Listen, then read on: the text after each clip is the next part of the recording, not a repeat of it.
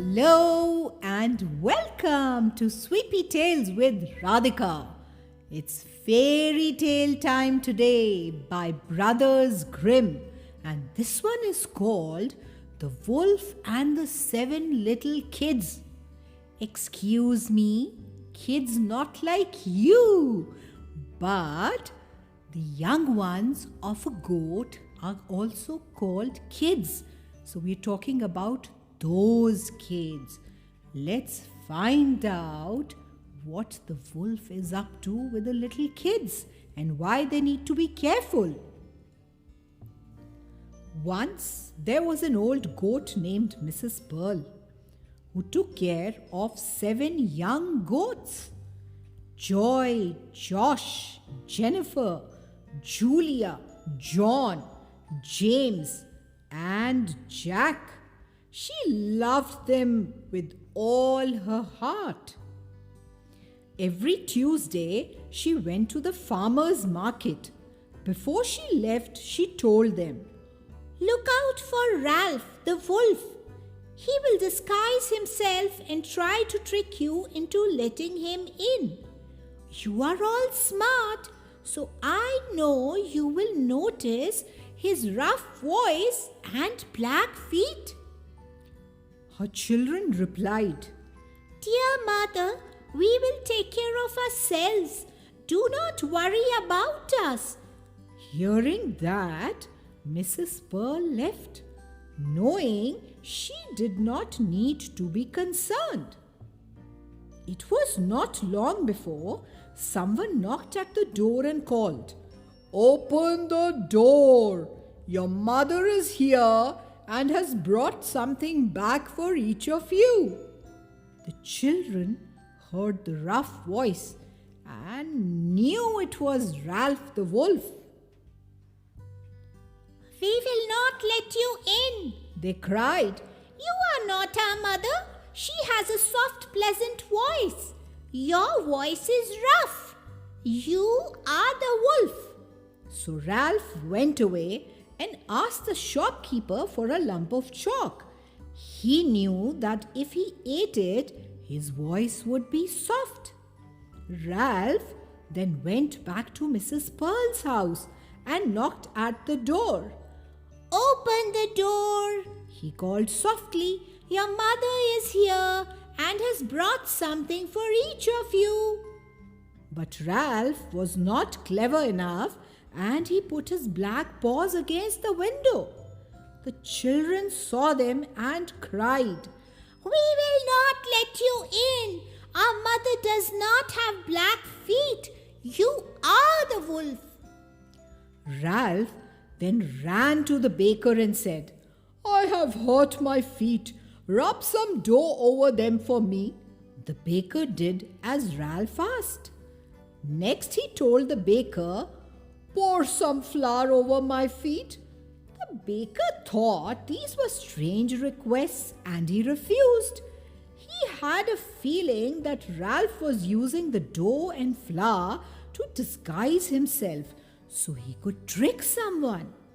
Ralph warned him, "If you will not do it, I will make sure no one will ever buy bread from you again."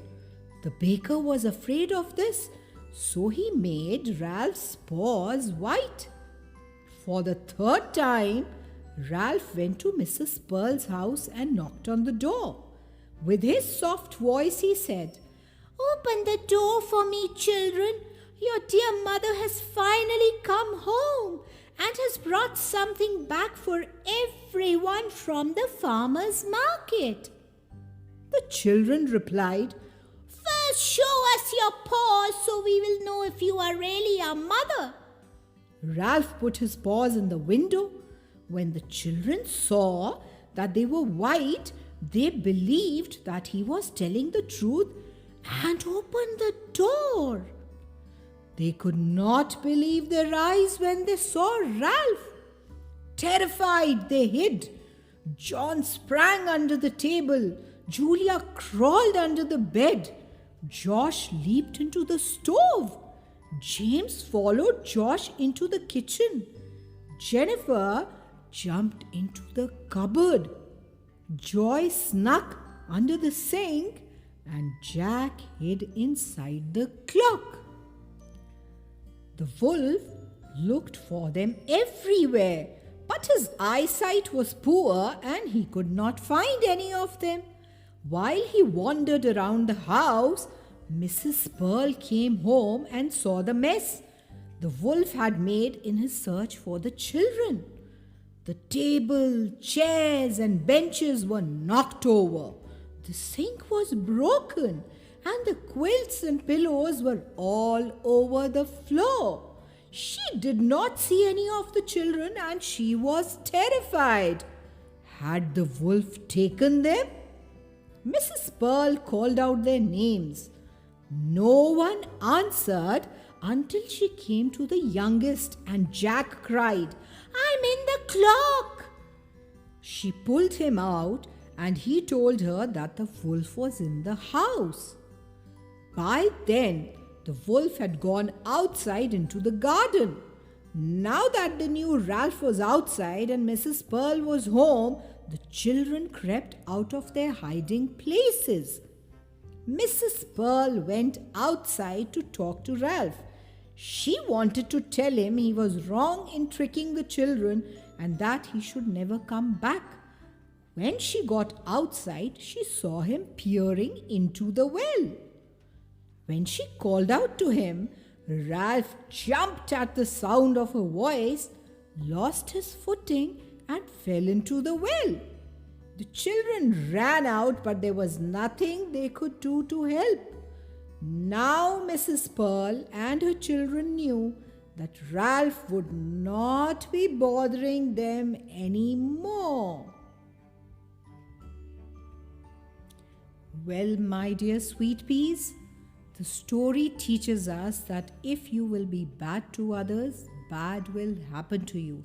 And that's what happened to the wolf here. He was trying to trick and be nasty to the little kids at home. But they were smart enough to follow their mommy's instructions. Yes, the wolf finally ended up in the well. Till we meet next, be careful, keep smiling, keep shining. Till we meet again with another lovely story. Bye-bye.